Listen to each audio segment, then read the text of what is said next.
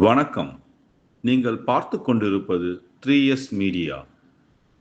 தாம்பரம் சட்டமன்ற தொகுதிக்குட்பட்ட அகரம் தென் பகுதியில் தமிழக வெற்றிக் கழகத்தின் தாம்பரம் சட்டமன்ற உறுப்பினர் கில்லி சரத்குமார் பொதுமக்களை நேரில் சந்தித்து நன்றி தெரிவித்தார்.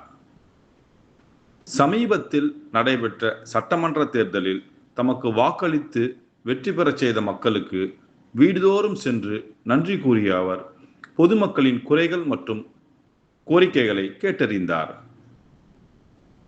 குடிநீர், சாலை, தெருவிளக்கு, மழைநீர் வடிகால் உள்ளிட்ட அடிப்படை வசதிகள் குறித்து மக்களுடன் கலந்துரையாடிய கில்லி சரத்குமார் தேர்தலில் அளித்த அனைத்து வாக்குறுதிகளையும் முழுமையாக நிறைவேற்றுவேன் என்றும் உறுதியளித்தார்.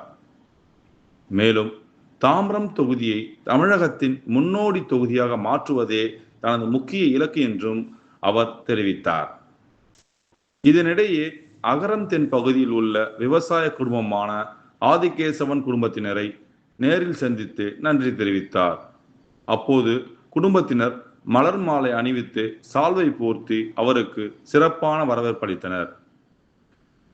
பின்னர் பேசிய விவசாயியின் மகன், எங்கள் அகரம் தென் தொகுதிக்கு மக்கள் கேட்காமலேயே அனைத்து வளர்ச்சி திட்டங்களும் கிடைக்கும் என்று நம்பிக்கையுடன் தெரிவித்தார். பொதுமக்கள் அளித்த உற்சாக வரவேற்பு கில்லி சரத்குமாரின் மக்கள் நல பணிகளுக்கு மேலும் ஊக்கமளித்துள்ளது.